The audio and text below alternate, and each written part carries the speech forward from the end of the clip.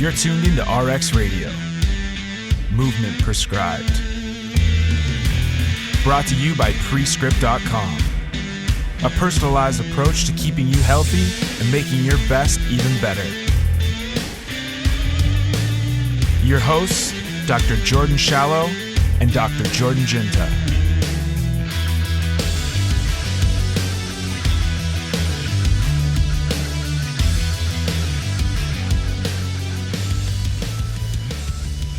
What's going on, guys? Welcome back. Another episode of RX'd Radio. Real special episode. This is actually the biggest crowd we've ever had on an episode, and it was really neat to be able to talk shop with these guys. So a lot of you guys have reached out who are coming more from the S&C world, or strength and conditioning or sport performance world. I know a lot of trainers, that's kind of like their first their first offering into a career that'll hopefully end, with strength and conditioning. We were lucky enough to have three guys join Killian and I with some great experience in the sport of baseball, which those of you who follow Killian know that he kind of is involved with a fair amount now. So, on the podcast today, we have Ryan Orr, who works in the Angels organization. We have Kyle Rogers, who works in the private sector.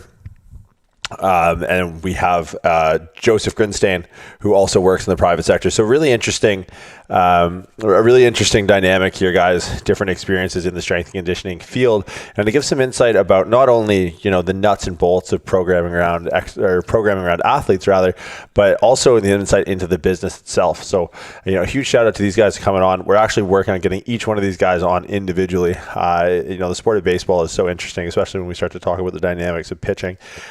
But the dynamics of the business side and the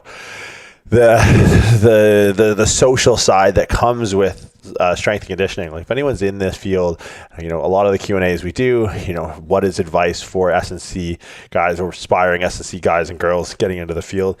This episode will definitely be for you. So we go into the nuts and bolts behind programming and all that, but we also kind of go full picture at look what really matters in as far as getting the job.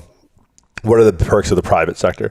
What are the perks of, working with a team, and, to have guys that are working with, the best players in the world is pretty incredible to be able to pick their brains on that. So huge thanks to Ryan, to Joe, to Kyle, and obviously Killian for hopping in on this one. Guys, last chance really kind of coming up soon to get in on the level 1 course this year. There's going to be some changes that come to the course after the semester. So this will likely be the last one in its current iteration. So the manual is going to be completed by the time the March semester rolls around. Don't worry if you've taken the course before, we'll make this available to you as well. It's kind of been, the manual has been the thing that's actually been in production the longest. I started working on this about 5 years ago. Long before even Prescript was a thing. So I'm really excited to finish this up for you guys. And we got some design concepts that I shared with you over social. So I'm really looking forward to getting that out. But this will be the last of the current iteration. We're going to see some changes that kind of mix up how the level 1 course gets distributed in March. So it's an exciting time to hop in. It's really interactive now with our lab sections. So it's a lecture a week, frequently asked questions. If you can't make a lecture, don't worry, the live lectures get sent to you to review. We have lab sections every week that are spread out so we can touch as many time zones as we can. Labs are just like a university lab. You'd hop in, we kind of have a proctor, a GA. Sometimes it's me, sometimes it's Killian, sometimes it's James McIntosh, sometimes it's Jordan Ginta. And we just have a discussion, between like minds about some of the topics we cover, and we kind of go rogue into some case study stuff as well. So the labs I find really help solidify the content in the course. So head over if you're interested. The Prescript Level 1 coaching cert is available for sale now, www.predescript.com. So if you guys are interested in that, do head over. If you have any questions, hit us up on Instagram. I'm Jordan at @the_muscle_doc. Now, without any further ado, we're going to get into this episode. And again, Joe, Kyle, Ryan, Killian, thank you. I hope you guys enjoy. All their info and all that's going to be in the show notes. So guys, be sure to check these guys out. I think they're leading the way when it comes to sort of the new era of S&C. So huge thank you to those guys, and huge thank you to you guys for continuing listening. We'll see you guys next week. Give us a little bit of background. Let's go around the table and I'll start calling names. Killian, you don't matter anymore. Sorry, bro. Now, I saw you winding up too. You don't get an intro. You've been around too much. You're fucking furniture, man. Deal with it. So let's start with the lovely day in the neighborhood. Kyle Rogers. Yeah, so started out as just kind of a pitching coach at a small facility in the Seattle area, and then got interested in strength and conditioning, so I started dabbling in that a little bit. Spent some time at a place called Driveline Baseball, which is in Kent, Washington, as like a hybrid trainer. Spent like the first half of the day on the pitching floor and then the second half of the day in the weight room. Eventually just transitioned to like a full-time strength and conditioning position. From there, spent a year at Cal State Northridge as their director of strength and conditioning, and just not a big fan of the college setting. So spent a year there and found myself back in the private sector. So doing some stuff at a place called Diamond Sports Training Center, some pitching specific stuff, some strength and conditioning. And then I'm also doing some consulting work with Joe's company, Hyperthrive Athletics, as like their kind of director of throwing, director of pitching.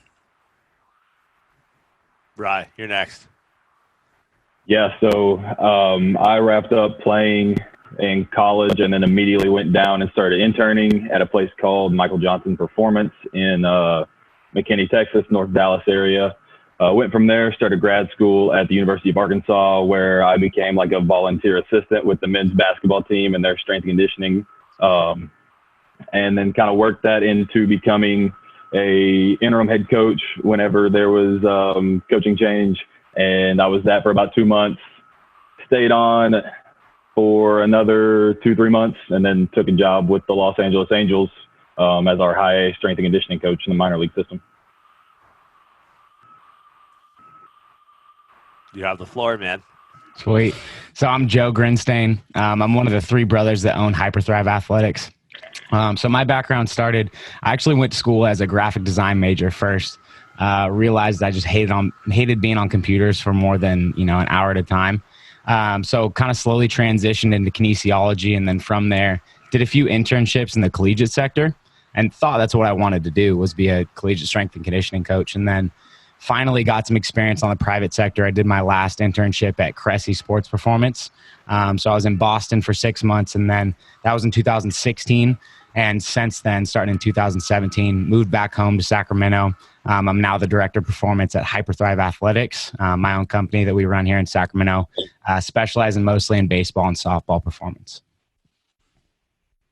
What? Okay, because all of you kind of have like, I feel like a lot of you guys have gone down the path that most people think of when they think of strength and conditioning, and they realize it's like, wow, this is like totally not, I fill out paperwork for a living. This is fucking retarded.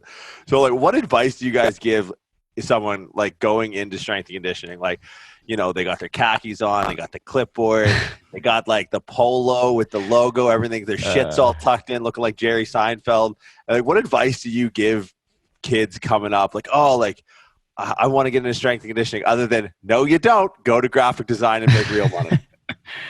I would say the best advice I could give is diversify your internships, right? So I had a really, really interesting experience where I started private sector. My first internship was at Capital Strength and Performance here in Sacramento. Awesome facility. And then I did 3 in the collegiate sector. And then I went back to private. And so I really had the ability to weigh my options and see both sides of the fence. And to me, it was like just the quality of life that I saw in the private sector compared to the collegiate. Like, everybody was passionate. Everybody's passionate about this, or you wouldn't be in strength and conditioning. But the quality of life and the ability to have freedom and control over everything, that's what really pushed me into private sector. But I wouldn't take back those collegiate internships for the world, because they have so much potential as a coach that wants to cut their teeth. Like, the ability to get around elite athletes at that number, you don't find that anywhere else, right? So for an internship position, it's perfect, but like as a career choice, it didn't fit what I wanted. But I'm really glad that I had the opportunity to see both sides of it. Right.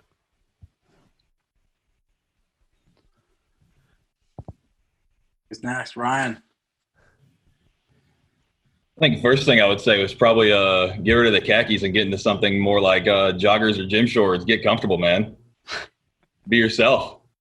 But yeah, I mean, Joe made some great points. Like, I love the fact that I started in the private sector, went to college, and now I'm in professional baseball. Like, I'm just kind of making all the rounds and, finding what I love. Thankfully, I'm where I'm at right now. I do love it. So, just try out different things, be around different types of athletes. I trained Olympic sprinters, some hockey guys, some NFL guys when I was at Michael Johnson, and like really got a taste of it all. So thankful for the experience. And yeah, that's just biggest piece is see what you like, see what you don't.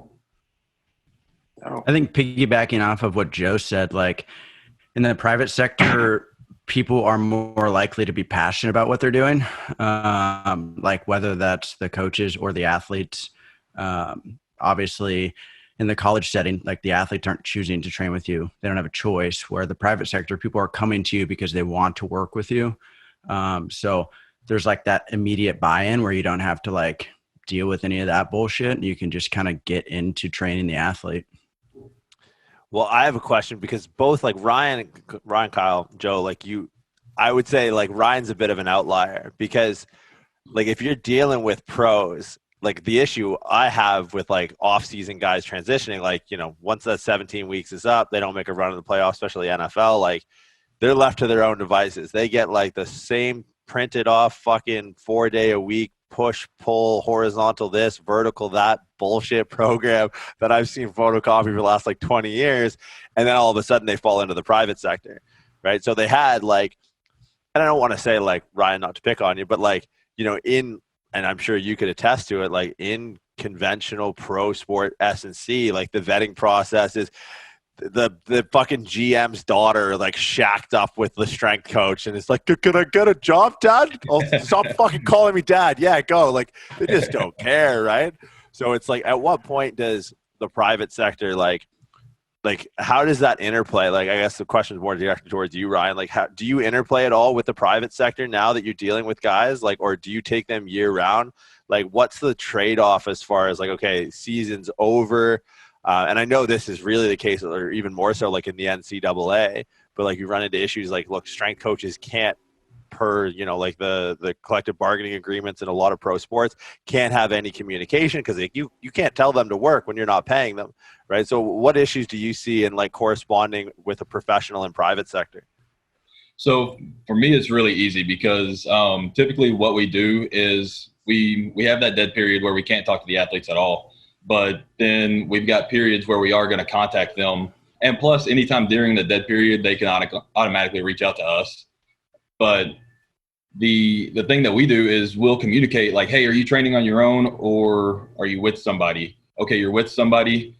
Can you give me their contact information? I just want to kind of understand what's going on with you and maybe collaborate with them. Kind of talk about what I saw during the season with you, what he's seeing with you right now, and just kind of come together. Is that a cagey conversation? Like say Mr. Steal Your Girl up here, K-Ham fucking comes in. It's like, cause I always, and like, you kind of learn like to default to shit, right? Like with strength and conditioning, like, oh, I got a guy. It's like, oh, fuck yeah, God, everyone's got a guy. And they're on like a Bosu ball, swinging the big bat. You're like, what the fuck is going on?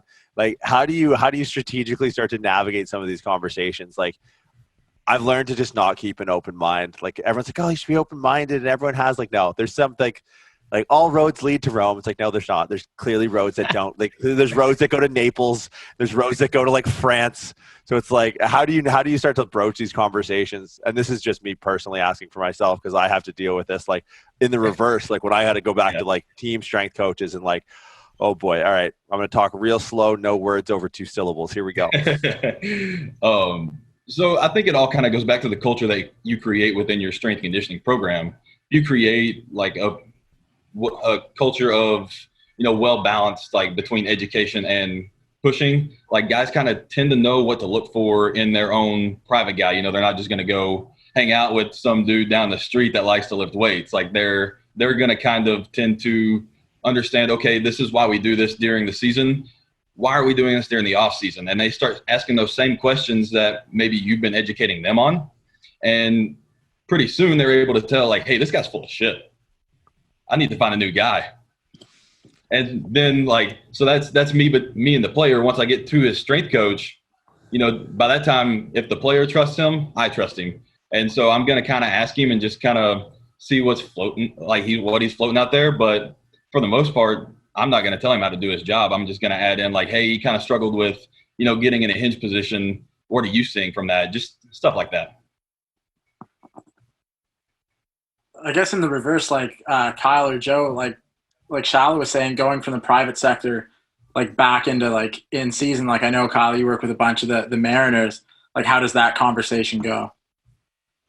I mean, it's funny because I've had so many athletes who are like, hey man, like, do you mind if I give your contact info to my strength coach or to my coach? And I'm like, yeah, for sure. Like, I'll send you the program and you can send it to them so they can see it. But I've never once had a coach reach out to me. So, last off season, or I guess like preseason, I had one coach reach out to me about a guy who's like velocity was down, I guess. Like he was typically like 96 to 98 and he was 95 to 97. So like, we're splitting hairs over that. And I got a call from the org and it was like a super weird call too. It was like almost like I felt like a parent, like where a coach was telling a parent like, hey, don't worry, your kid's going to get in there soon. And I was just like, I don't know if he was like trying to see if I had info that the player wasn't sharing with him or what, but yeah, I've never, like, other than that, I've never had a coach reach out to me to like try and get on the same page ever. I did just have an athlete who sent the program that I wrote for him to his organization, and all they said back was, the program looks like great. And then it was like, that was it. So like I've never had any of those interactions. Yeah. Same experience on my end. We worked with, I think we have 11 affiliated ball players like this off season, and I have never been reached out to by any organization. And I wish it was not like that. Like I wish there were more open lines of communication. And I think it's on our end too. Like we should be reaching out to them as well. But I do feel that there's a massive disconnect between private sector and the professional setting when it comes to strength and conditioning. How much do you think that comes from money? Because like, look, I know guys that like, I feel like the end game for most strength coaches, like most of the guys I know in professional leagues, their end game is private sector. It's like building up. Maybe you get a ring, maybe you get a cup, maybe you get whatever. You get a couple of those under your belt, and then you retire off to your own little garage facility, and you got pros lining up out the door. Like fucking Matty Nickel up in Toronto has got NHL guys waiting out in the fucking cold to train with him. Right? He did his 10-year spot in the Leafs. He made a name for himself, and then he got out. Like, he got BioSteel. He sold the name. He sold the center to Drake. Yeah, whatever. Put your fucking owl on the door. I don't give a fuck. I'm out of here. Right? But, like, how much do you think comes to, like, like pro S&C, even college S&C, like you're in at 5 a.m., you got to deal with fucking athletic directors. There's some fucking nagging AT in your ear. Like, get the fuck out of here. Go take your tape or go tape an ankle. Right. And then you got like, Joe sitting there chilling in his living room. Like, yeah, do whatever I fucking want, man. Yeah. Life's good. Like, set my own schedule. And some guy's pulling his fucking hair out, making $45,000 a year in the pros. And like, if your players value it, like Ryan said about like establishing like a good culture, like if you can do that, the players will pay, likely because they're being underserviced while they're in the team, because the coaches are being undervalued by the organization. Like, how much of that lack of communication is just like, look, there's one less kid on my books for an off season. I don't get paid enough for this bullshit. Yeah, I think that's probably a pretty valid point. And it's interesting that you say that, because I think it works in both ways. Like, I talk to so many private sector guys who are pushing their social media content with the intent of getting noticed so that they can get a professional job, right? Like, it goes both ways. And we're seeing it now where it's actually working out really well for those guys, where guys aren't having to work their way up like a minor league baseball player does through the ranks. A lot of guys are spending 10 years, 5 years in the private sector, making a name for themselves. And they've built up such like career potential or notoriety that they can make that jump to a more professional setting without having to work their way up. I mean, for instance, Eric Cressy, like, a perfect example. I couldn't imagine a better way to get into the professional setting than that. Like, that's incredible that he made that jump. I mean, kudos to that guy. Fantastic job. And he's earned everything that he's ever gotten. But it's funny how you see people on both sides of the fence. It's like the grass is greener mentality always. Yeah, no, for sure. And like, me and Kyle have talked about Cressy before, and like since being on Kyle's podcast, like obviously now I talk to people who play baseball, which is still so funny to me. But it's like, man, like the amount of times I hear Cressy, and like I knew about Cressy before even me and Kyle talked, like he's obviously like the one guy in the room, right? Like he's the one voice that you hear, he's the one guy who's mic'd up. And it's just crazy, like you said, to like see this guy just kind of show up out of nowhere, you know what I mean? Like hit a big safety bar squat and I don't know, put an Inzer belt on and deadlift 650 and like I was telling guys how to throw real far. So shout out to him. Like he did it in reverse and he did it really, really well. But it just goes to show like all it takes is doing that, right? Kind of like Mike Boyle. Like I always go back to Mike Boyle. I'm a huge Boyle fan. And like Boyle was the OG. Like he just started training all these NHL teams because like nobody got hurt. And I think we always talk about this, and like I know me and Kyle have talked about this, and I talked about this a few days ago. It's like the biggest criticism of Boyle is mitigating injury before he focuses on like adaptation. He's just all about like, don't injure these guys, they're professionals, and that's the biggest critique of him. But that was also the driving force to his marketing. Is he was like the one dude who just tried not to kill anybody, and then they all just got to go be good at hockey. So I think we see that come from more the private sector than strength and conditioning, because I think private sector guys come from the fact that their clientele's paying them, and if your clientele gets hurt, they don't pay you anymore. Whereas strength and conditioning guys, like the DL has always existed, right? So it's like guys get injured on and off of the field, like there's this little list of insurance that's behind you. So I think too, you've added a dimension of sport to that as well, right? Because we can sit here and kind of talk in like a very insular fashion about baseball because we're looking at like the fucking American Mount Rushmore of baseball coaches across the country. Yeah. But like, you know, how much of like, I mean, I know, I went to high school with kids like Ryan Ellis, Taylor Hall, both of the Wellwood brothers. Like I used to have to drag Kyle Wellwood out of the bars, chotch to the fucking pits, like absolutely blown out of his mind. It's like, dude, you're gonna score 47 goals next season. What the fuck? And he goes, yeah, dude, I just rip yay and read books all off season. I'm like, that's the dumbest thing I've ever heard in my entire life. But it's like hockey too. Like it's such a skill game, especially now, like, you know, with the infraction laws or the infraction rules and headshots and all that. Like it's no longer like the mid 90s Scott Stevens is going to put Paul Correa back to the next century over the blue line. It's very much a skill-based game. Right. So then I think when Killian, what you brought up there is just like how the strength or the private sector and the professional ranks, how that relationship differs from sport to sport. Right. Like the more, and even from position to position, right? Like special teams player in the NFL is going to have a lot different expectation than, you know, an O-line or a D-line.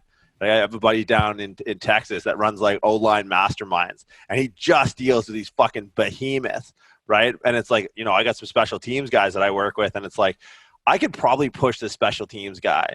Like I got a kicker pulling 500 off the floor, and it's just like, because why not? Because like, you know, someone breaks through center and he's just going to fucking tombstone him. Like, it's going to be the best thing ever. But like, I can push him in the off season because it's like, yeah, what's your rate of injury? Like, as long as we're not fucking up, like your specific patterns when you kick and you're kicking consistently, and we can retest against that. Like, do whatever the fuck you want. And Kyle, we kind of were chatting a little bit before about this idea of like specificity and anti-specificity. I think it might be a good segue now into like how to manage those conversations, or even trying to manage your own mindset around training around those two things. Because I feel like strength conditioning, it's like fucking, it's so hot right now. Like it's taken a turn, right? It was back in the day, you know, you had like your Poliquins, your Buddy Morris's, you know, your Charlie Francis's. Then it kind of took a lull. Everything went like, you know, collegiate. NCAA is just an absolute fucking nightmare of an organization to work with and for as a strength and conditioning coach. You laugh because you know exactly what I'm talking about. And now all of a sudden, like the decentralized model of like the private coach, like Kyle, like Ryan, like Joe, like Killian, like myself, now all of a sudden it's like cool to be S&C. But how is you start to decipher like what's good, what's not, what's too specific, what's non-specific? I guess like just some insight under your thought process around actually programming for some of your guys. Yeah, I think it goes back to like a little bit what you said about like finding that balance of like not hurting a guy and then getting a guy better. And like I'll reference like the thing I posted the other day of like, you know, rule number 1 is do no harm. And it's like, you have to figure out the athlete that you're working with. Like I have an athlete who's on the Mariners who like can touch 99. Like I don't need to like reinvent the wheel with his training. Like I need to not get him hurt. But like there's also these like fringe minor league guys that are like trying so hard, and it's so competitive to get to the big leagues. It's so hard to get to the big leagues that they're willing to take on a little bit more risk to improve. And I think that's what kind of drew me to the, like back to the private sector opposed to like college was just do no harm. Like if somebody gets hurt in the weight room or somebody gets hurt on the field, like it's always your fault. So getting in the private sector and being able to identify some of those like specificity things that you can address with the athlete. And then just like, I hate to say this because it's so cliche, but like finding the lowest hanging fruit and being able to address that. And sometimes that's don't get the guy hurt. And sometimes that's, you know, run the risk a little bit higher to try and get this guy to throw hard. Yeah, I would agree with Kyle. And I think one easy way to think about it is like there's two main goals that should be at the top of your list with performance training, and it's resiliency and transfer, right? Anything on top of that, it's like, what are we really doing? And like Kyle said, like his guy, Dan Altavilla, like if a guy's throwing 98, 99, myself as a strength and conditioning coach, I'm going to pucker a little bit when I get him in the weight room. I'm probably not going to try to push his deadlift any bit more than it has to. And I think that's one frustrating thing right now, especially dealing with youth athletes or just athletes that are on Instagram, right? Like every time they touch a trap bar, they think that every 5 pounds they move up on the trap bar, they're like, I'm definitely going to throw harder next bullpen I have. And it does not work like that. Like if it's not going to transfer to sport, who cares? But they care because someone out there is telling them like there's a formula to throwing 95 and it's, you know, you have to deadlift 600 pounds or whatever it is. I've seen guys who are so unathletic, who move like shit as far as weight room goes, and who literally can only hit 225 on the trap bar, throw 95. Like there's more factors, and some guys are just built to throw 95. Like a lot of guys are never going to touch 95 in their life, no matter what they do. But like Kyle said, if you're a guy who's a right-handed thrower who only throws 92, like maybe we can try to push it a little bit harder in the weight room. But if you've got a guy that naturally throws 95 without ever touching anything in the weight room, that should show you that it's not like a 1 = 1 equation. Like there's not always transfer.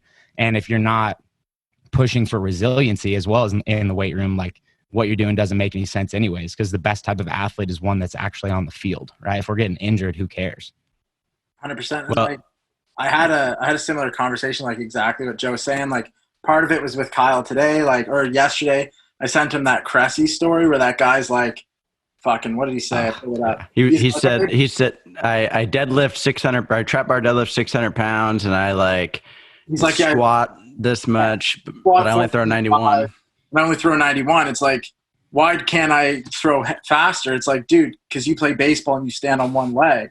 All the exercises you name stand on two. So this is the conversation I've had for like 2 weeks now on a bunch of calls, is like when we say strength and conditioning into a room, or we say sports specificity, everyone pulls out like a football workout. Like, I don't know where down the line when we said strength and conditioning was football the be all and end all of sports. It's actually the one sport that has like the lowest transfer to any other sport. Of course, yeah, it's muddy, and it's like all the jacked up dudes in the room with the biggest bench probably played football and they get to sell programs. But it's like, no, like trap bar deadlift, there's no direct equation to throwing fast. Like everybody on this call, like shallow is going to outpull us. Probably not going to chuck the ball too hard. Yeah. Neither am I. You know what I mean? Like I sent Kyle a picture of a baseball. He's like, yeah, let's see you throw it. Like, I don't know. You know what I mean? I throw like Smithers from The Simpsons. So it's like, it doesn't matter how many shirtless deadlifts I do. I'm not going to throw any better. But it's crazy that we've taken these bizarre metrics to every sport. And I think to go with what Joe says too, like Altavilla or like Michael Jordan, like how many people have seen The Last Dance? What's that guy, Cardone, comes out of nowhere? And he's like, we took Michael Jordan in the offseason and he put on 15 pounds. And he's like behind the neck pressing with like bent wrists. And it's like, yeah, he's Jordan. The behind the neck press doesn't hit fadeaways. Jordan hits fadeaways. And it's like, I think when a lot of, I don't want to pick on private sector or strength and conditioning, but we get all these guys in a room and like we don't assess the X factor guys, like Joe says. Like It's a dude over there just chucking 95 for no good reason. Leave him alone. Like, build resiliency in that guy and let him sit in the corner and read a book. You know what I mean? Yeah. You got a guy throwing 91, or you got that guy who's 75 in Madden. Give him a little bit of help, because it's probably athleticism that will pay him money at the end of the week. But the X Factor guy is the X Factor guy. So I think we always get lost in that. Like, there was a video 2 years ago of Saquon Barkley, like, power cleaning 400 pounds. And it's like, Saquon Barkley power cleans 400 pounds because he's Saquon Barkley. Mm-hmm. It's like, he's not Saquon Barkley because he power cleaned 400 pounds. He never needed to do that. Like, I don't need to take a prize horse and hit him in the neck with 400 pounds. Like, you know what they do to tired prize horses? They put a bullet in their head. Like, let's not do that.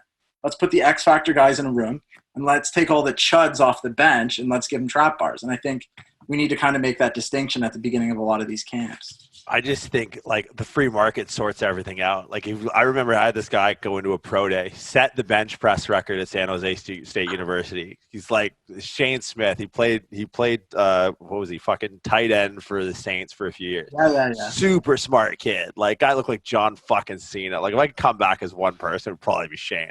But his dad, like, owned some fucking, was like a hedge fund manager. He got like a good business degree, and he literally told me, like, he got drafted. Who did he get drafted to?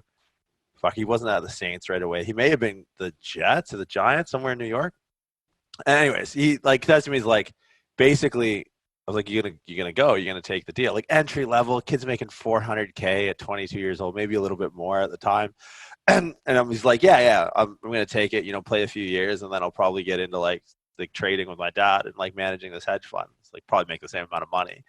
And it's like, but if you made your decision as a strength coach based off of like the lifetime value of your customer or your athlete, like, some fucking schmelt in the minors, like, his kids got heart, some sort of all-American story, white picket fence. I don't know what the fuck you guys are up to down there, but like, we're going to have to, what makes more money for this kid long-term? If we protect him or we put him close to the sun and we see if we can't get this fucking thing to fly. Get him to the league. Maybe he gets a few paychecks, gets a big boy contract. He signs 3 to 5. Maybe he picks up like reliever spot somewhere. He's sweet. Awesome. That's what makes him the most amount of money. Now, if you take this kid going, he's touching 99, what's going to make him the most amount of money? Like, if this guy's throwing 95 in 15 years, guess what? His grandkid just went to an Ivy League school. Fucking oath, man. Like, I think if you just look at the money, like if you only made a decision based off the lifetime value, and you actually, and I think this is where private sector wins, is because the private sector can understand this because they don't have, Papa Money Bags that owns the fucking team that's just going to keep siphoning down the paychecks. Like, they're doing $4 million in fucking, jerseys and fucking peanuts in like a 4-game homestand, the Yankees versus the Reds. Like, they'll be able to afford your $65K a year. So you don't give a fuck. Like, you just do whatever you want and go home and nuke your supper, right? So the private sector gets it. Because I think at the end of the day, what the private sector does is they look at the dollars and cents. And it's like, fucking capitalism, bro. Like, if you just looked at it through like the lens of money and how could these athletes make more money, you probably make way better decisions. You guys are gonna make Ryan quit his job by the end of this podcast. Come work for us, Ryan. We got a spot for you. This is a recruiting call. To defend professional athletes or professional athletics, I think it definitely has gotten better to where now they're very much so understanding that every athlete they have is an investment. And if they don't invest in developing those athletes, they are wasting their money. Right. And that's why you see guys being pulled from the private sector into professional athletics. Like, Driveline is the perfect example of that. They push the envelope like professional baseball kind of refused to do. And then from there, all the guys that were brought up in that setting, that learned that setting, weren't afraid to take risks because they were outside of professional athletics. Now professional athletics is pulling that information and investing into their athletes in that way. Honestly, like at Driveline, we prided ourselves in being different, like going against the grain. Like, there was a time where like we were told that our biggest fear was to become Crusty Sports Performance 2.0. Like, we wanted to be different than the way that everybody else was currently doing it. And like, you see all of these strength coaches who just like regurgitate Eric Cressy over and over and over again. And it's like, where have I seen this video before? Oh yeah, that's right. Cressy posted it 3 weeks ago. Like, and so we literally prided ourselves on just like seeing that and doing the exact opposite. And like, that's where like my stance on bench press just like completely took a 180. Yeah. It's like, I think, and I'm not going to keep name dropping this one name because Shallow's going to have a heart attack. It's like, we can never release this podcast because we called the bald god, the bald god of b-ball. But it's like, no, I think Kyle's so right. And I think with any sport, we see these ebbs and flows in a bunch of people doing the same thing. And this one guy who does something completely different. Like me and Shallow are big fans of Poliquin. And it's like, Poliquin just did it different. He was like, why don't we just do 4 reps, but still take 90 seconds to finish the set and drink goat protein and take orals in my kitchen. So it's like, that's what Poliquin wants to do. But like Poliquin got to do it because he had 23-inch arms. And this is the argument I always make for Poliquin. He was exempt from any critique because he had huge arms. And it's like, me and Kyle have talked about this before. It's like at the end of the day, that dude with like the 48-inch chest is exempt from questioning because he has a 48-inch chest. Like he can look sick on the mound, throw 3 balls and go sit on the bench. He looks great in a jersey. Kids are buying it. So I think it's like we see these ebbs and flows in training when we see someone just do something completely different. And I had a call the other day where we talked about like triphasic. And like I've fielded so many questions about triphasic recently, and there's nothing I'm going to say good or bad about it. It's just a guy who's come out of left field and said, do this. And anytime you see someone with a monopoly, if you say something else, immediately you get anyone who didn't like the monopoly, right? It's like I always say Apple versus Samsung. Like Samsung sucks. No one likes Samsung phones. Everyone who has a Samsung phone has it because they don't want an Apple phone. It's not a value conversation. It's just an outlier conversation. So we see the same thing in strength and conditioning. Someone doesn't want this guy. They just go to the next guy out of that choice, right? So it's not to say I'm going to be more political than Shallow and say neither person is for better or worse. But it's like when we see industries or sports with monopolies, 2 people will get an audience just because they're different than one another. It's because those are the only 2 people doing anything. Correct. Right? And that's the thing. It's like if you look at like, you know, triphasic, you know, on paper, whatever, it's like at least Cal does shit. Like, and not a knock on Cal. Like Cal's awesome. Like, and you don't agree with some of Cressy's stuff, but at least he does something. Because I gotta beat off with a stick these minions that are trying to siphon and leech off the experience of a Cressy, of a Cal. Like if I had to talk to one more of these Bill Hartman, Pat Davidson, if I'm gonna have a Pulp Fiction moment where say the word strategy one more time, say it one more time, say the word strategy one more time, and it'll blow your fucking brains out. Because like these kids haven't done anything, right? Like they haven't trained a single athlete, so it's like it's so easy. Like, you know, it's easy to throw like shade at some people who have some ideas, but at least they have ideas. At least they're out there. Like even if it's just like it's antithetical to like a predominant thought process, at least you had the fucking balls and put your money where your mouth is. You actually came up with a systems way of thinking about something rather than just being comfortable behind this ethos that's someone who actually did something developed. And that's like the weird part about strength conditioning is everyone has to ascribe to a camp. It's because no one fucking does anything anymore. Yeah. Sorry, that's like what me and Kyle just talked about today, right? With like the foot versus the hip thing. It's like, shout out Kyle just because he said check the hip. And like the guy who responded to Kyle was just like, well, show me an EMG. And what I said was like, anytime you see a dude with a collared shirt on, you know, the one thing he didn't do was actually go try it.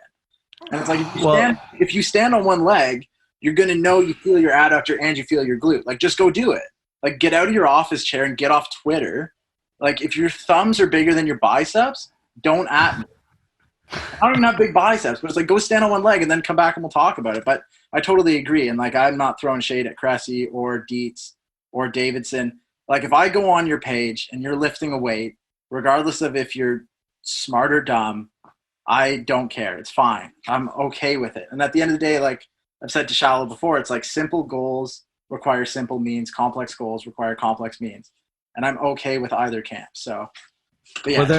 Well, the discrepancy too is that they're original ideas. Like they're not just falling in line with, the popular thing that's going on, whether it's, this, one side of the spectrum or the other, and that's one thing that like I told Joe when we decided to kind of collaborate and I was going to do some consulting was like everybody in the baseball world right now, as far as developing pitchers goes, is just falling in line with the way that Driveline develops pitchers. Mm-hmm.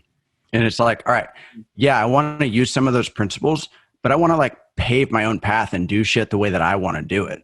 Yeah. And I want to come up with some like original ideas and original ways to get results from these athletes instead of just continuing to just like wait for the leader of the industry to like put out the next big thing and like fall in line behind that. Like, no, let's discover some shit on our own. Yeah. One thing that I love, I forget even where I saw it, but it's creativity is connecting two things that most people wouldn't connect, right? So creativity isn't just coming up with random shit. And I think that's what the issue is when people get into certain camps is they only have one perspective and one input. And that's not where creativity comes from. Creativity comes from having one perspective and another and being like, man, how do those work together? And that's when great ideas come. It's not like I'm sitting in the shower and I come up with some random process about how to, develop athletes. Like it's taking input from a guy like Cressy, from people like, like Driveline or whoever are the industry standards, but then taking in so much information that you can actually create something that is new, that is fresh, but it's not necessarily new. It's just a combination of ideas that have already been done before.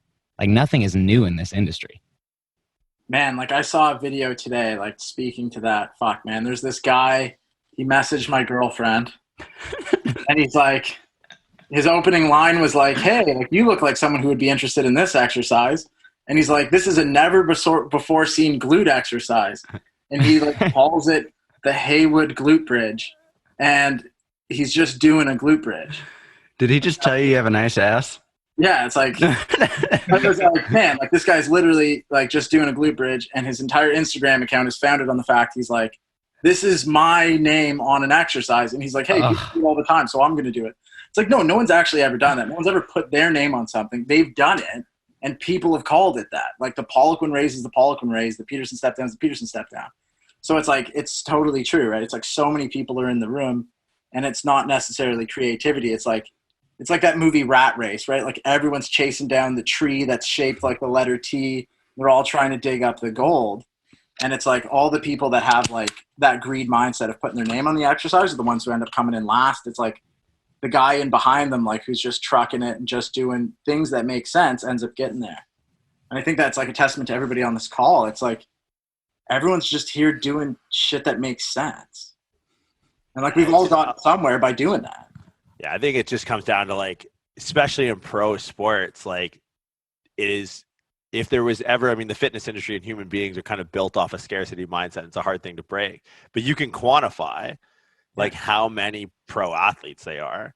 Like you can count on, you can pull up a spreadsheet of like, all right, like we got what, NBA, MLB, NFL, NHL. Those are going to be your big drivers. And then, you got soccer in Europe, and then you got, hand Quidditch over here in Australia. And like, that's really the whole shtick, right? So it's like, if there was ever a market that was scarce on resources, that's the whole point of professional sports, is that these athletes are really scarce. But so I think based off of bad decisions, or based off of that scarcity is where you start to see bad decisions be made. Like, if I think you're coming for mine, I'm either going to have to get real quote unquote creative, but not actually creative. Like I'm just going to have to make shit up and, slide into the old DM with a glute bridge with my fucking name on it. Or like, come up with a big three exercise. Here's my elbow big three. Here's the shallow big three, tricep extension, bicep curl, whatever the fuck. The wedding warm up. It's like the wedding warm.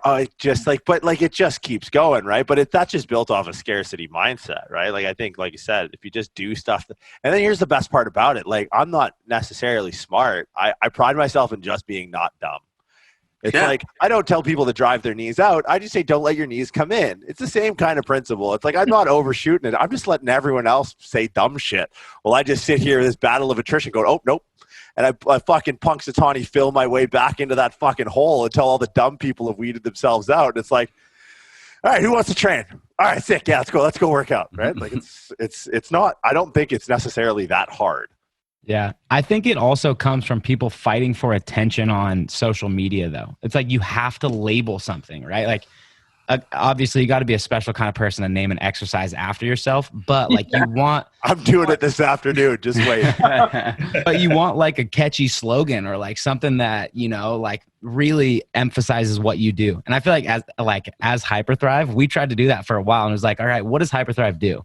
And like you guys are saying, like, I want to have like a Hyperthrive shirt that on the back that just says like, do shit that works. You know, like it's not like some crazy fucking process that we have. It's like, we just do shit that works, that we found that works.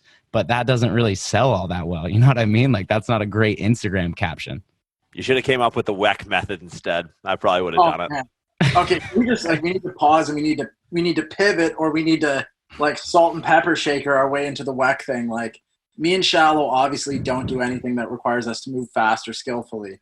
So I got to weigh in on the WEC or WEX thing with the salt and pepper shakers. Like, fill me in here. What's going on?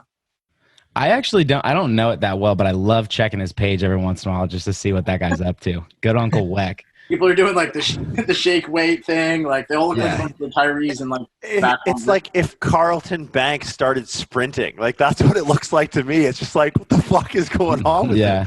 I actually did see Kavanaugh. Cav did a thing with him through that fucking French guy based out of Canada, Stronger Experts. Yeah, they had a little debate about sprint mechanics, and it was just the silliest thing. Like, the guy didn't have a fucking leg to stand on. He's sitting there with two yo-yos in his hands, like with blue light blocking glasses on. It's like, go smoke another one, dude. Like, get the fuck out of here. The thing that I always look to for that, and it's like the same, you know, a Darian Barr. He's not all too well known, but he had like kind of the same discussion with Goda, right? They had like a debate that wasn't a debate. Like nothing was accomplished. Absolutely nothing. It was horrible. But it's like everybody is trying to take sprint mechanics and like put their own or they have their own take on it, or like whatever you want to call whatever they're doing. And to me, it's like you would not go into Africa and find the fastest cheetah and be like, we need to change his mechanics. Like, you would find the fastest cheetah and be like, what is this cheetah doing? Right.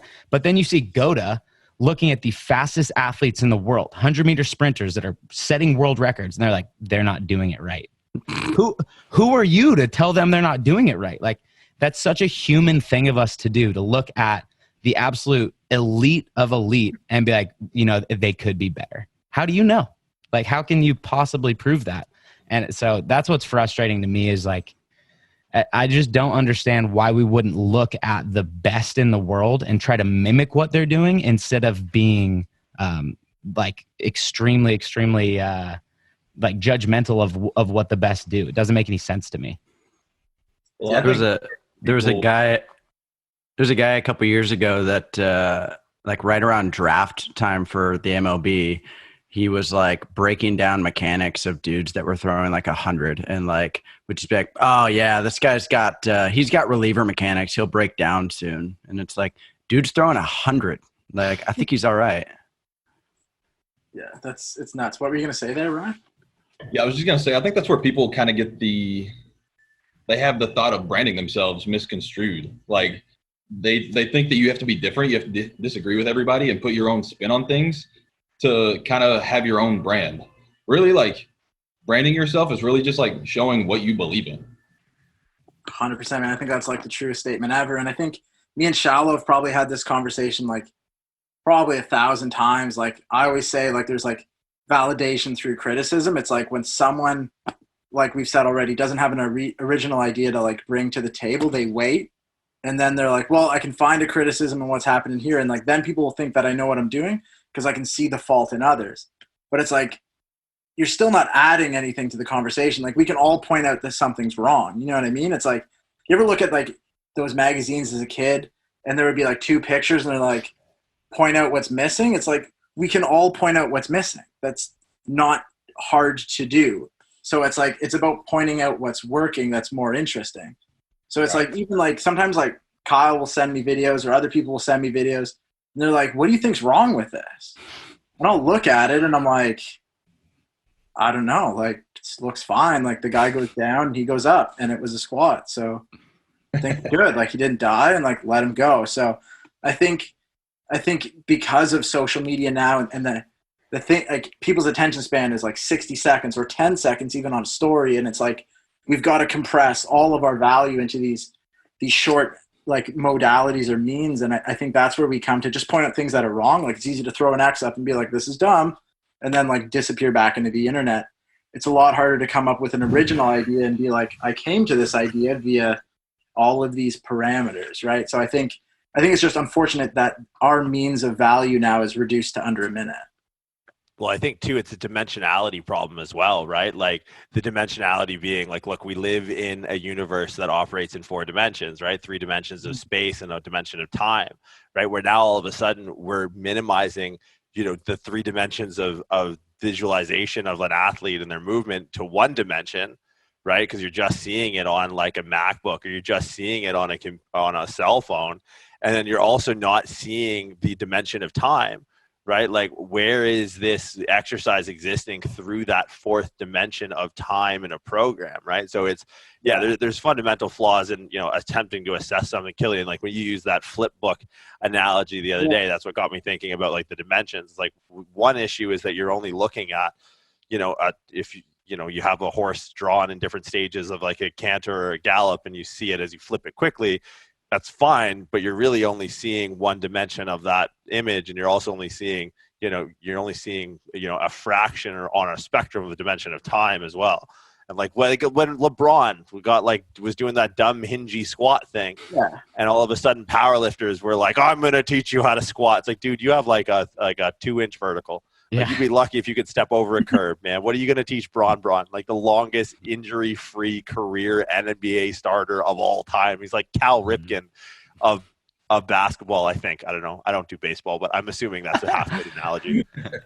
Yeah, and I think like I voice messaged Shallow this idea of like the flip book of the horse running. And I remember when I was a kid, it was like a guy dunking. I think it was Michael Jordan dunking, and they like broke it down frame by frame, like him leaving the ground. If you flip like Space Jam really fast, the comic book, you can see like Michael Jordan dunk. But like if you were just pull a page out, like he'd be in different stages of motion. And I remember like when they first figured out that a horse, all 4 legs leave the ground when it gallops, it's like finding out that all 4 legs of the horse leave the ground when it gallops after seeing it gallop was okay. But if someone had just shown you like this horse's legs all leave the ground, you'd be like, well, that's not, like Joe said, you'd be like, well, the horse is doing it wrong. No way he can produce force because his feet aren't picking up sensory feedback from the grass in between its hooves. It's like, yeah, but guess what? The horse runs fast, so fuck you. So it's like, at the same time, it's like, no, all my limbs and appendages don't need to touch the ground for me to be a stud. So it's like only when we saw the horse run first did seeing the horse's feet leave the ground make sense. But like Shal was saying, it's like on the internet, we see it in reverse. We see the horse off the ground before we ever see it run. And then all these people pick up the mic and they're like, well, I'll tell you something about his mechanics. And it's like, no, like we're not going to make him into Elmer's glue. We're going to let him go. He's a horse. People see what they want to see too, right? So that they can chime in and provide their own value. Yeah, that's what Coach's Eye is for. It's like everyone's like, well, the first thing I do when my athlete comes in the gym is I turn on Coach's Eye. It's like, well, I probably wouldn't do that. Probably let this dude hit the mound and chuck balls around and be like, well, he looks pretty good. Like, let's move on. He's a stud. He throws 95. Keep going. But it's like, no, first thing is Coach's Eye and FMS. And it's like, if he can't cat burglar over the hurdles into the fridge at 1 a.m., then, we're going to have to take him back to the fucking hand over hand hinge drill. It's like, he doesn't need that. He's 232 pounds. Let him bench press. That's my argument for all sports. Just let them bench. Let us all bench. Same. Well, I think a lot of things is like epigenetics, right? Like a lot of coaches don't understand like what epigenetic expression is. Like when you're watching like, the top 4 fastest guys, hit the track in Tokyo, what you're seeing is like the 3.2 billion years of evolution coming to a point. Right, like some athletes, it's like the idea of epigenetics is like genetics puts a bullet in the chamber and training pulls the trigger. Right. But some guys got a fucking bullet with a goddamn hammer cock that comes stock ready, loaded to, like, you don't even need to pull a trigger. Like, that thing's just going to go. And that's where it's like, we did a course somewhere, and I remember, because I think I blacked out and I fell over. I ranted for 2.5 minutes. It might be on YouTube somewhere, where someone said that, and to Kyle, to your point earlier, like, someone said that a particular, and I'm not even going to use the word strength coach because I think it devalues what we do. A certain someone said if Usain Bolt did hip thrust, he'd run faster than a 9.58. And I just about fucking fell out of the chair I was sitting in. Like, it's the toughest thing I've ever seen, because it's like the epigenetic expression. Like, we all have athletes that we work with that, like, there's just if you were any other classification of animal, we would subcategorize you further in phylum and kingdom. You'd be a different taxonomy. Like, you're just so different. And I think strength coaches that don't have experience don't realize when a kid walks into a room and you're like, oh fuck, like, this is the loaded gun with the trigger and the hammer cocked. Like, I'm just going to sit back and let this kid do what he wants to do. Like the John Elway strength coach that always said, like, hey, like, don't let your athlete trip over shit, or don't let John trip over shit in the weight room. I think that's something that only comes with experience, and you can't gain that experience on the internet.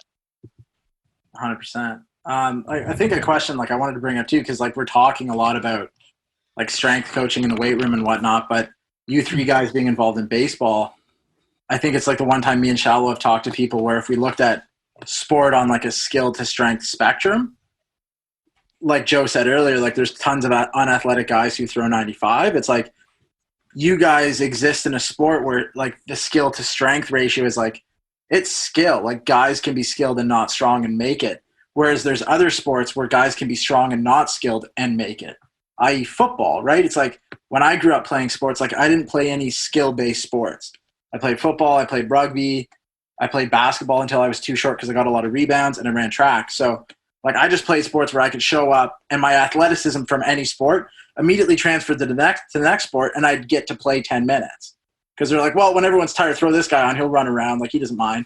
So it's like, I've never been a great athlete, I've just been athletic. So I think with your sport, and the reason why I was never good at baseball growing up is I don't have any skill. And, like, my athleticism carries over 0 to baseball. It's like I'm just bunting and then, you know what I mean, gunning it to first every time. So, and I remember the few years I did play baseball because I really wanted to, that's all I was good for. Like, I'd kind of try and crank a single and then just run as fast as possible and run the bases. So I think looking at your sport, like, the fact that you guys get to see the strength and conditioning side and the skill side, like, where do you see more return on your dollars? Strength side or skill side? Cut out there at the end. Yeah, what was the last part of that question? Oh, where do you see the return on investment, strength or skill? Like, where would you put more of your money? Definitely skill. And that's what's funny about, like, we've referenced a couple of times, like, guys who have this, like, formula. Like, there's a 90-mile-per-hour formula out there, and it's like, oh, like, reverse lunge 2.5 times your body weight, and deadlift 500 pounds, and, long toss. And then it's like, disclaimer, if you don't throw 90, it's because your mechanics suck. And it's like, yeah, no shit. But, like, I think that was one of the tougher things for me going full time to strength and conditioning, was like, I knew from my background that, like, if you don't have the skill, like, just getting stronger is not going to do it. And so I think that's why I place such an emphasis on, like, technique, because, like, motor control and coordination will transfer, like, 10 times out of 10. And I know that, like, from my time at Driveline, like, looking at our, like, strength metrics, our strength assessment, and, like, correlations to, like, any metrics in our biomechanics report or any metrics with, like, velocity, there's just, like, nothing there. Like, lead knee extension angular velocity had no correlation at all with deadlift or squat. So it was like, all right, like, lead knee extension angular velocity is entirely dependent on getting the pelvis in the right position at foot plant. So it's like, I can maybe do something to help that in the weight room, but that's, like, pretty much on the skill coach to figure it out. But it's like just kind of reshaping your thought process to be like, okay, like, yeah, the skill coach is going to help him figure out how to get his pelvis in the right position. I'm going to make sure that when that skill coach gets him to put his pelvis in the right position, he can put the most amount of force into the ground possible.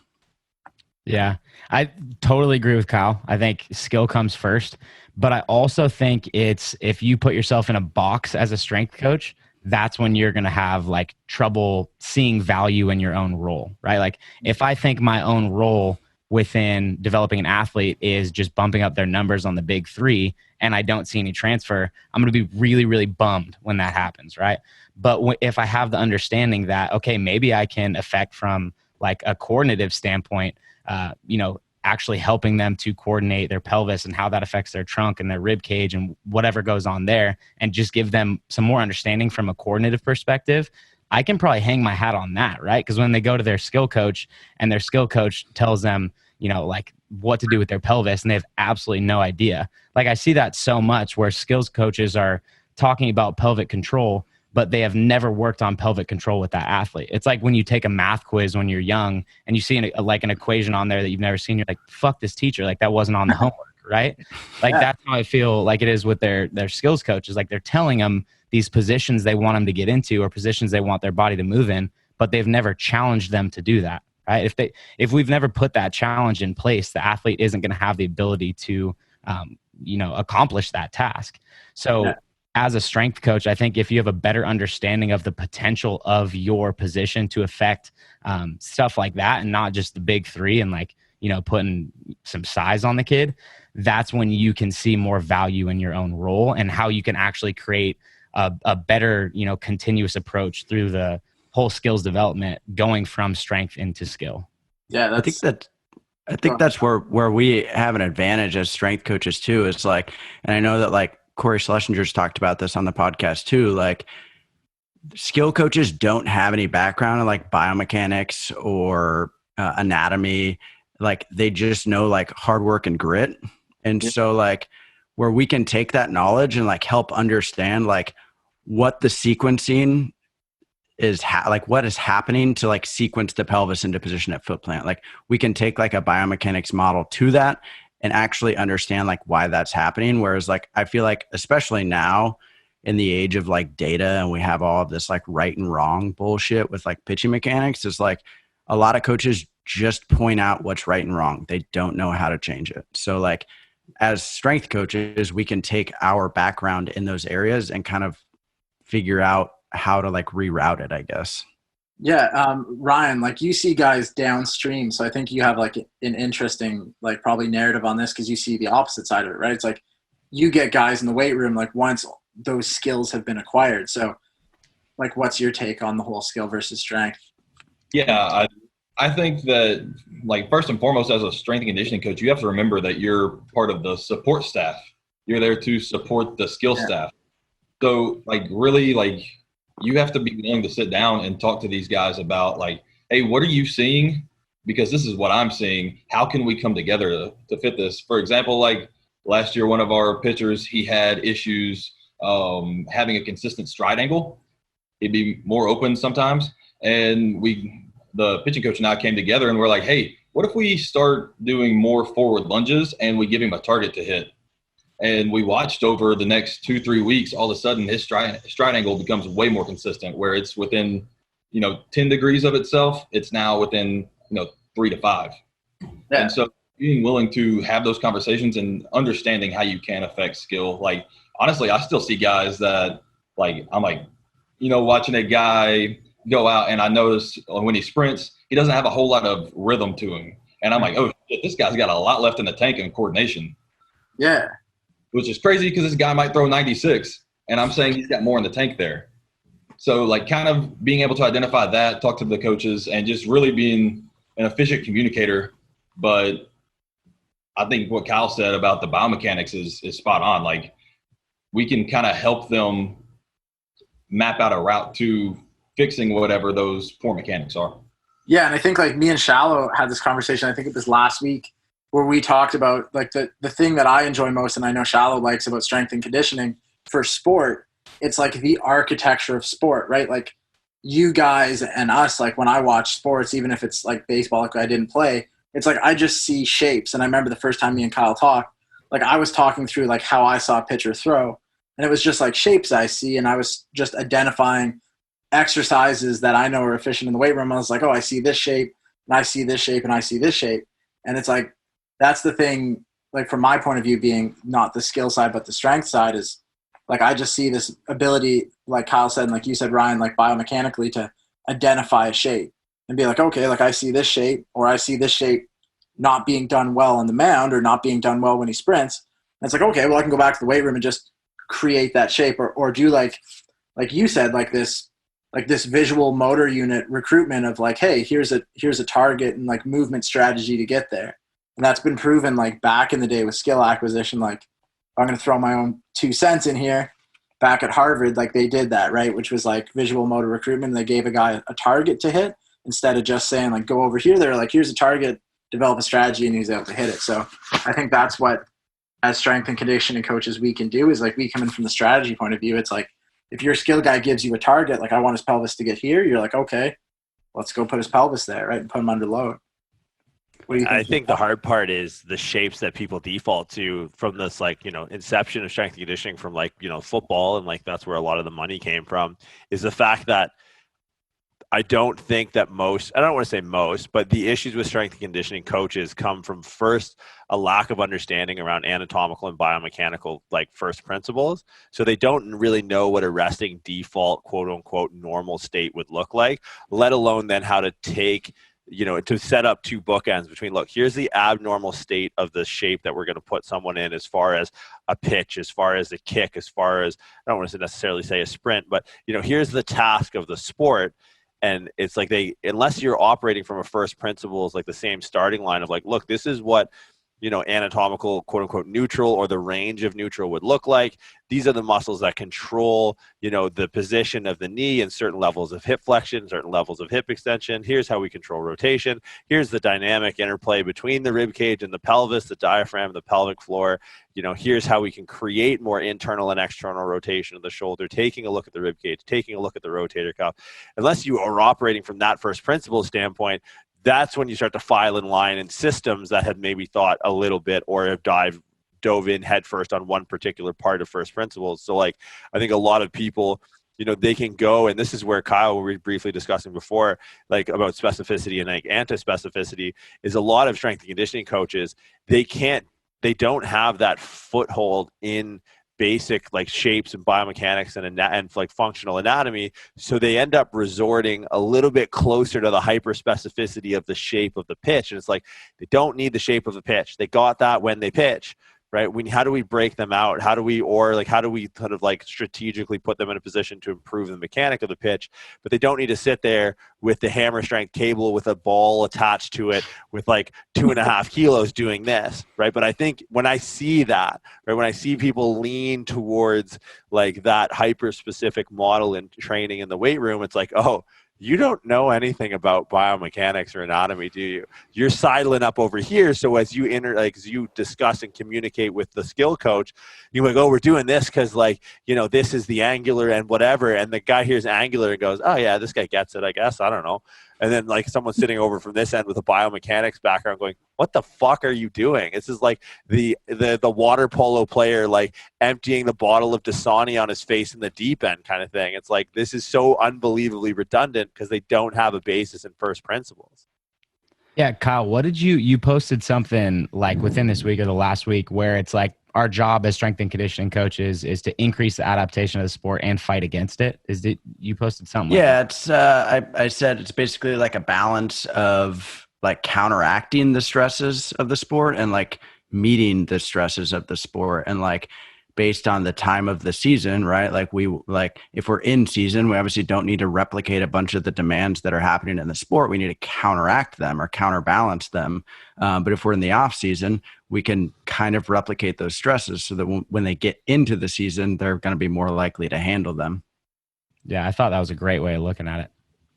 Yeah, I think that's so smart. Like I went on a call with a guy and I was talking about like my experience with programming in like a macro setting for sport. And it was that idea of like Kyle says, and like you say, Joe, it's like, yeah, in season, I don't need to replicate stress. Like stress exists on the mound. So it's like, yeah, 16 weeks out from the beginning of the season, like trap bar deadlift if you want to. And then it's like trap bar deadlift turns into like trap bar jump turns into just box jump, and then box jump turns into broad jump during the season. Like I don't need to create this artificial stressor on the guy anymore because he's going to go and chuck balls or run or hit.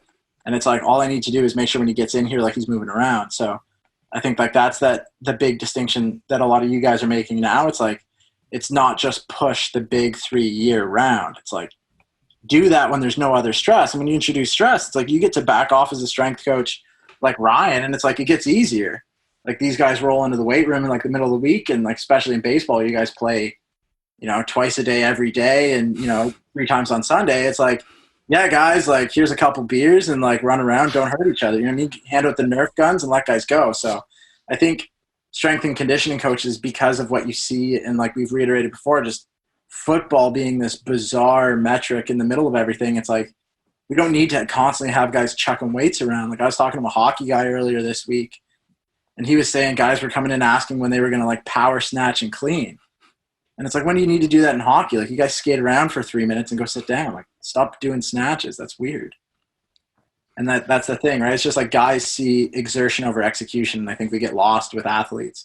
It's like we got to make them exert because they only know they've worked when they're tired. And it's like, that's your job as either a skill guy or a strength guy to educate people. It's like, at the end of the day, you don't have to be exhausted all the time. You don't have to be dead. Like, you know what I mean? Like, hey man, like top of the 7th, top of the 9th, feel tired. Not at the end of a 1 hour workout at the gym. Like you shouldn't be tired. You should be able to go home and read a book and go to bed. So. Well, I used to always tell cause we had a couple athletes when I was at Cal State Northridge that like, they really wanted to feel sore, right? Like that was like what they were searching for. Like, early in the fall, we were going 4 days a week and we were going pretty ham. And then like once they started fall ball and they started playing games, it was like, all right, we're going to go 3 days a week. We're going to back off on the volume a little bit.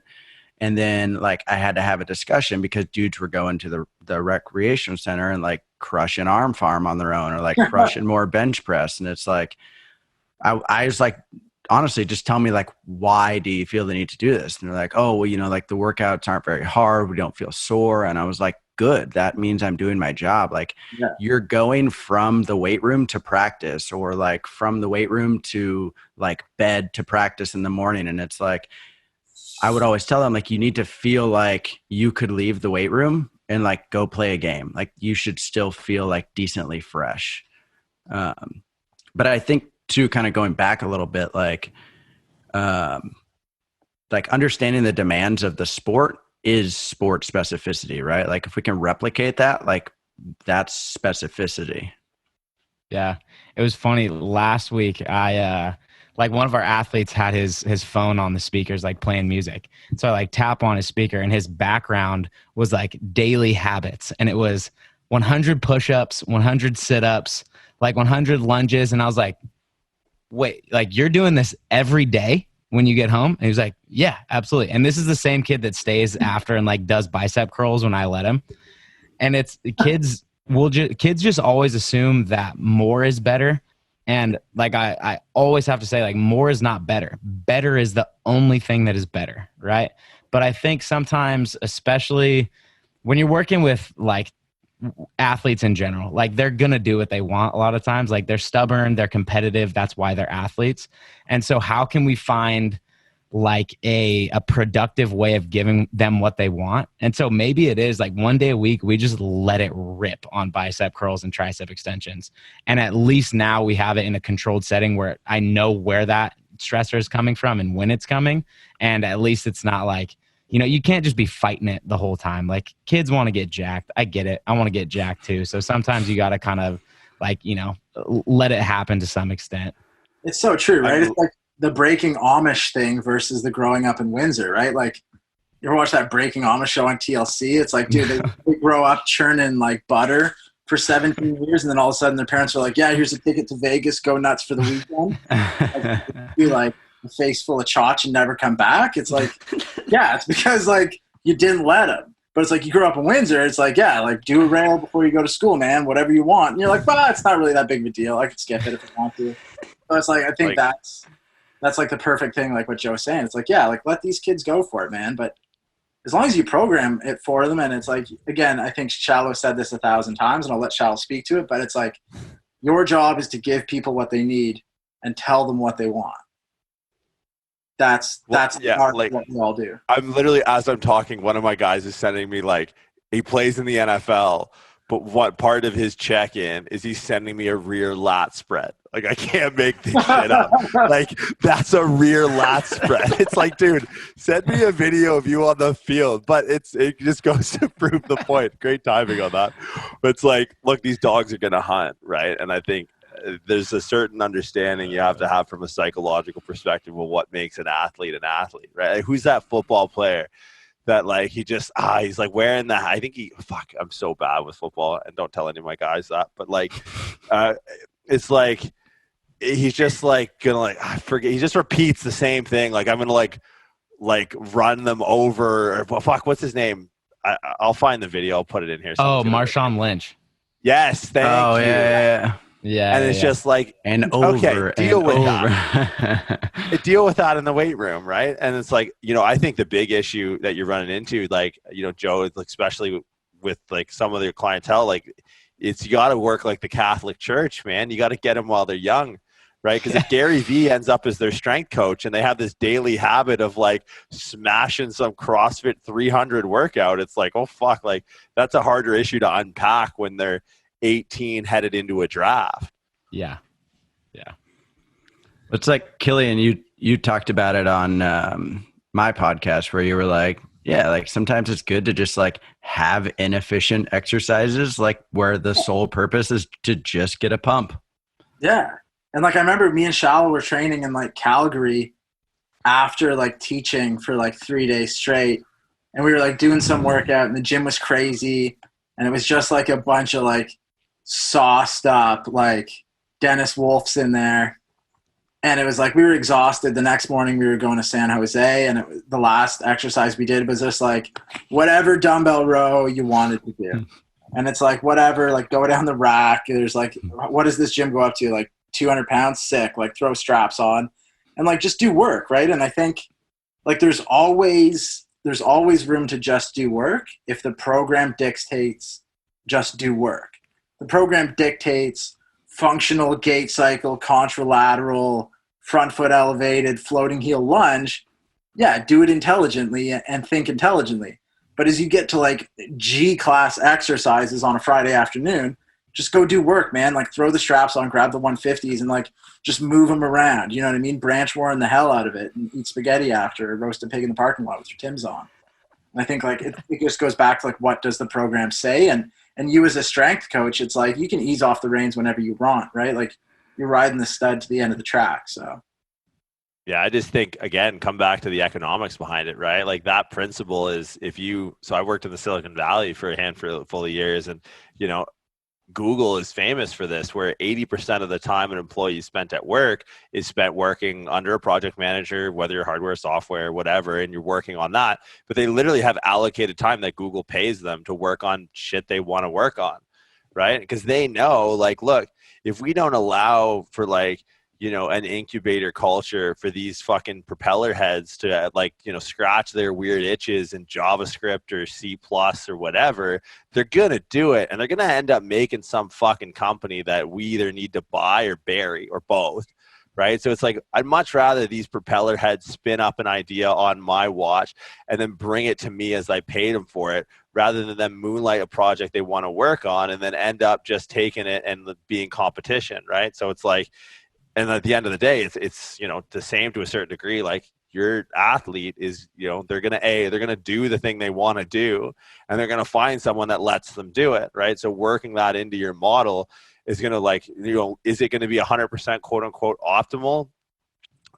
Short term, maybe not. Long term, if they get to stay with you for, 5, 6, 10, 15 years, is that going to be a better outcome to the end of at the end of the day? And I hate to chase the money down, but if you think you're doing a diligent job and you can, weave in this component of their training, this work, and then you can kind of scratch that itch, you'll be able to make hopefully more informed decisions than ending up with like vertical push, vertical pull, horizontal push, horizontal pull guy. No, it's totally right. And I think like, when I program for people now, or even do consultations or work with people one-on-one, like there is a question where I go like, what's your favorite exercise? What's your least favorite exercise? And it's like, so many people are married to their program. Like they would never want to ask that, because it's like, we do B stance RDL because it gets me wet. And it's like, hey, maybe it doesn't get your client wet. Don't do B stance RDL. So it's like, I just ask that question. I'm like, what's your favorite? What's your least favorite? Whatever your least favorite is, I just throw it out. I don't care how great it is. And whatever their favorite is, I don't care how dumb it is. It's going to be in there. It's going to be in there at least in a way, like we've all said, like where I can program it intelligently. Like I love lat pull down. It's my favorite machine in the gym. I'm going to program lat pull down. I don't care if it's a shit back exercise. I'm going to do it. But it's like, at least I have the wherewithal. Like I'm going to put it in where it makes sense. And it's like, I don't like bicep curls, so I just don't do them. I do chin-ups. And it's like, oh, all right, I still use my biceps. So I think the private sector, like we've all been able to dabble in, has taught us like the biggest motivating factor is incentivizing someone. And it's like, if someone doesn't like to do something, like Joe said, like there's no new exercises, everything's existed. If someone doesn't like something and if an athlete doesn't like something, we should all be smart enough to find an equivalency or an adjacency or an adjunct to that movement. Yeah. And I think that creates so much buy-in and trust from the athlete as well. If you do that immediately right off the bat, hey, what has worked? What hasn't? What do you like? What don't you like? Like I've had that conversation so many times with, I feel like it's especially with pro athletes because they've spent so much time coming up the ranks with strength coaches who are like so set in stone on their principles and their systems. The second someone asks them like, what do you want to do? They're like shocked by that question. Yeah. And I think just from an athlete perspective, having the ability to have some autonomy and control over their own programming, I mean, that's how you're going to get buy-in. And obviously buy-in is the most important aspect of a training program anyways. Definitely.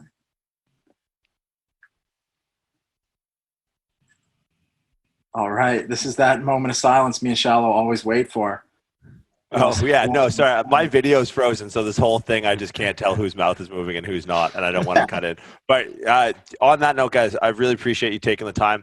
We're going to have to roundtable this. We could even make this somewhat of a recurring segment because I think S&C is something that, like, frankly, post-COVID times, I think is an industry that's not going to go anywhere, and I think only has one way to go as far as, like, development and upskilling, and that's up.